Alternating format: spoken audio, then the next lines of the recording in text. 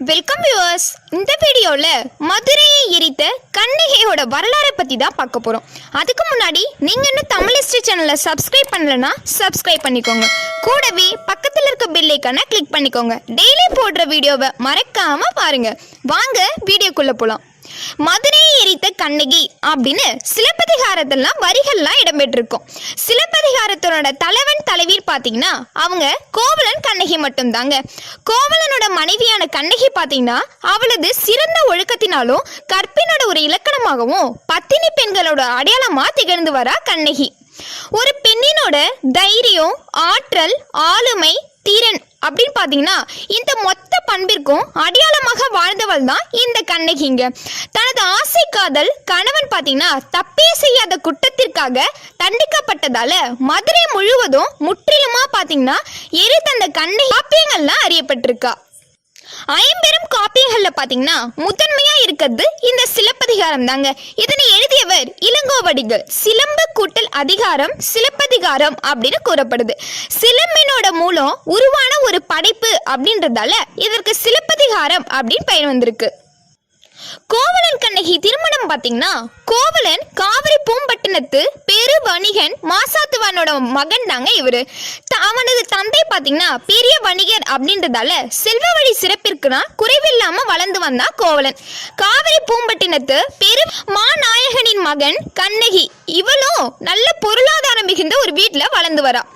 இவர்கள் இருவருக்கும் இவர்களது பெற்றோர்கள் முடிவு செய்து திருமணத்தை நடத்தி வச்சாங்க. இவர்களது திருமண வாழ்க்கை பாத்தீங்கன்னா நன்றாகவே சென்று கொண்டிருந்தது. அது எதுவரை பாத்தீங்கன்னா மாதவி கோவலனோட வாழ்வுல வராத வரைக்கும். கோவலனோட வாழ்வுல மாதவி வந்ததும் அவன் என்ன பண்ணா கண்ணகியை விட்டு விலகிட்டான்.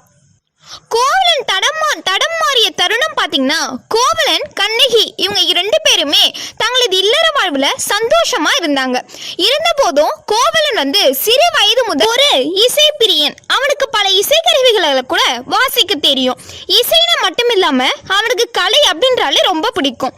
அதனால இவனுக்கு அனைத்து கலைகளையும் ரசிக்கும் பழக்கமும் இருந்தது. இந்த நிலையில தான் கோவலன் பாத்தீங்கன்னா ஒரு முறை பூம்புகார்ல ஒரு ஆடல் அரசி மாதவி அப்படின்றவளை சந்திக்கிறான். அவளோட நடனம் கோவலனுக்கு பிடிக்கவே அவளுடனே சேர்ந்து வாழறதுக்காக ஆசைப்பட்டான். கோவலனோட ஆசைக்கு இணங்கிய அந்த மாதவி பாத்தீங்கன்னா கோவலனுடன் ஒரே வீட்டுல இணைந்து வாழ ஆரம்பித்தாங்க. இந்த சமயத்துல தான் கோவலன் என்ன பண்ணா கண்ணகியை விட்டு பிரிந்து மாதவியுடன் நிரந்தரமாக வாழறதுக்கு ஆரம்பிச்சிட்டான். கண்ணகியோ தனது கணவன் தன்னை விட்டு பிரிந்து சென்று வேறு ஒரு பெண்ணுடன் தன் கணவன் இருப்பதை நினைத்து மிகுந்த வருத்தத்திற்கும் மன உளைச்சலுக்கும் ஆளாகிறான். தனது கணவன் பாத்தீங்கன்னா பிரிந்து சென்றதும் அவனை பற்றி தப்பாக கூட நினைக்காம யாரை பற்றியும் பழி கூறாம நினைக்காம எப்படி கோவலனுடன் நாம் ஒன்று சேர்ந்து வாழணும் அப்படின்றத மட்டுமே கண்ணகி சிந்திச்சிட்டு இருந்தா. செல்வத்தினை இழந்த கோவலன் பாத்தீங்கன்னா மாதவியுடன் ஒரே இல்லத்துல தங்கி இருந்த கோவலன் மாதவி மீது தீரா மோகத்துல இருந்தான். இதன் காரணமாக மாதவி எதை கேட்டாலும் தயங்காம அனைத்தையும் செய்தா. கோவலன் மாதவியுடன் இருக்கும் போது கோவலனுக்கு தன்னோட சுய அறிவு மயங்க நிலையில இருந்தான் அப்படின்னு தான் கூற வேண்டுங்க. இதனை பயன்படுத்திய மாதவி கோவலனிடமிருந்து செல்வாக்கெல்லாம் கொஞ்சம் கொஞ்சமா வாங்கினான். கடைசியில அனைத்து செல்வத்தினையும் மாதவியிடம் பறி கொடுத்தான் கோவலன். இந்த நிலையில மாதவி கோவலனிடமிருந்து சற்று விலக ஆரம்பித்துட்டான். இதனை நன்கு உணர்ந்தான் கோவலன். மீண்டும் கண்ணகியுடன் இணைந்த கோவலன் பாத்தீங்கன்னா செல்வத்தினை இழந்த சிறிது காலத்துல கோவலனுக்கு மாதவி மீது இருந்த ஈர்ப்புலாம் போக ஆரம்பிச்சது. மீண்டும் என்ன பண்ணா கண்ணகியுடன் தஞ்சம் அடைஞ்சான். வேறொரு பெண்ணிடம் இருந்துட்டு தன்னிடம் மீண்டும் திரும்பி வந்த அந்த கணவனை அவள் ஒரு வார்த்தை கூட நடந்தவர்களை பற்றி கேட்கவே இல்லை. அந்த அளவிற்கு கோவலன் மீது கண்ணகி அன்பு வச்சிருக்கா. தன் மனைவிடம் திரும்பி வந்த கோவலன் அவளை பார்த்து மனம் நொந்தான். மேலும் பாத்தீங்கன்னா அவளது கைகளை பற்றி எனது முழு செல்வத்தையும் நான் தற்போது இழந்து விட்டேன் அப்படின்னும், ஆகவே நாம் இப்போது மதுரை சென்று செல்வத்தினெல்லாம் ஈட்டுவோம் அப்படின்னும் தன் மனைவிடம் கண் கலங்கினான். இதனை கேட்ட கண்ணகி என்ன ஆனாலும் நான் உங்களை விட்டு போக மாட்டேன், உங்க கூட தான் இருப்பேன் அப்படின்னும், நீங்கள் எதற்கும் கவலைப்பட வேண்டாம் அப்படின்னு கூறி தனது கணவருடன் மதுரை நோக்கி புறப்பட்டாங்க. கண்ணகியும் கோவலனும் மதுரை சேர்ந்துட்டாங்க. ஆனா அவர்களிடம் பாத்தீங்கன்னா சுத்தமா காசு இல்ல. அதனால தான் அணிந்திருந்த அந்த மாணிக்கத்தாலான கார் சிலம்பினை கோவலனிடம் போயிட்டு கொடுத்து அதனை விற்று பணம் வாங்கி தரும்படி கூறினான். மாணிக்கத்தினோட ஒரு கல்லே பாத்தீங்கன்னா பல ஆயிரங்கள் போகுங்க. அதிலும் கண்ணகி காலில் அணிந்திருந்த அந்த சிலம்பு முழுவதும் பாத்தீங்கன்னா மாணிக்கத்தால ஆயிருக்கு. ஆகையால அதனோட விலை மதிப்பு பாத்தீங்கன்னா கணக்கிடவே முடியாத அளவுக்கு இருக்கும். அந்த கார் சிலம்பினை எடுத்துக்கொண்டாக கடை நடந்தான் கோவலன். அதே சமயத்துல பாத்தீங்கன்னா மதுரையை ஆண்ட மன்னனோட மனைவியின் கார் சிலம்பினை அந்த அரசவை பொற்கொள்ளன் தான் திருடினா. அதே சமயத்துல கோவலனோட கார் சிலம்பினை விற்க கடைவீதியை நோக்கி வந்ததால இதனை தனக்கு சாதகமாக்கி அரசின் கார் சிலம்பினை கோவலன் தான் திருடினா அப்படின்னு அரசரிடம் போய் கூறினா. கோவலனை கார் சிலம்புடன் அரண்மனைக்கு அழைத்து வந்த அந்த அரண்மனை காவலாளிகள்லாம் பாத்தீங்கன்னா கோவலனை அரசிடம் முன்பு நிற்க வச்சாங்க.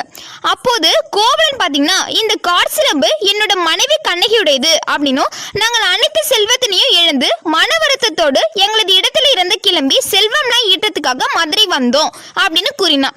இந்த கார் சிலம்பு அரசியோடையது அல்ல அப்படின்னு கூறிட்டாங்க. அதனால இதை ஏற்க மறுத்த அந்த அரசன் என்ன பண்ணா விசாரணை எதுவும் செய்யாம அதுல உண்மையெல்லாம் ஆராயாம கோவலனை கொலை செய்யும்படி தீர்ப்பு வழங்கினான். அந்த தீர்ப்பின்படி பாத்தீங்கன்னா கோவலன் கொல்லப்பட்டான்.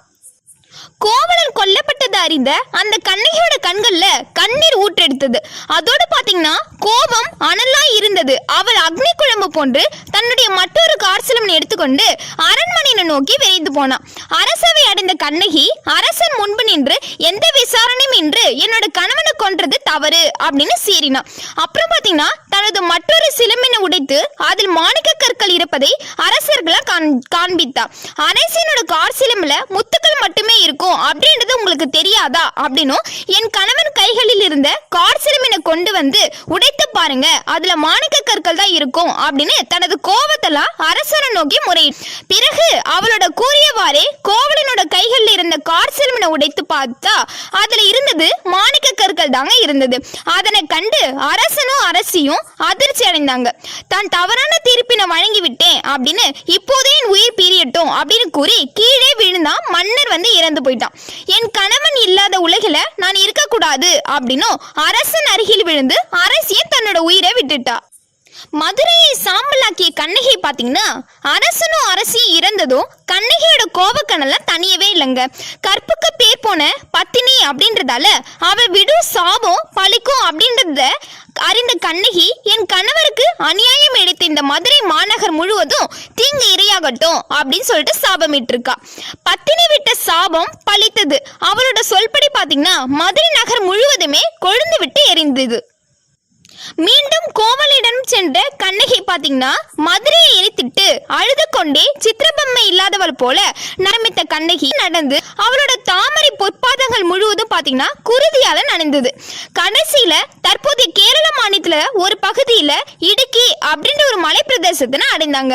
அங்கு குறவர்களிடம் தனக்கு நடந்த அநியாயத்தெல்லாம் கூறி அழுதுட்டு இருந்தா. அப்புறம் சில காலம் அவர்களுடனே இருந்து தன் மரணத்திற்காக காத்திருந்தா. அப்போ ஒரு நாள் பாத்தீங்கன்னா தேவர் உலகிலிருந்து நிலவின் வழியே கோவலன் வந்து கண்ணகி அங்கிருந்து கூட்டி சென்றதா ஒரு குறிப்பெல்லாம் கூறப்படுதுங்க. அப்புறம் பாத்தீங்கன்னா கோவலன் கண்ணகியை மீட்டு சென்ற இடத்துல இன்றளவும் பாத்தீங்கன்னா ஒரு கோவில் இருக்கு. அதில் கடவுள்களாக கோவலன் கண்ணகியும் இருக்காங்க.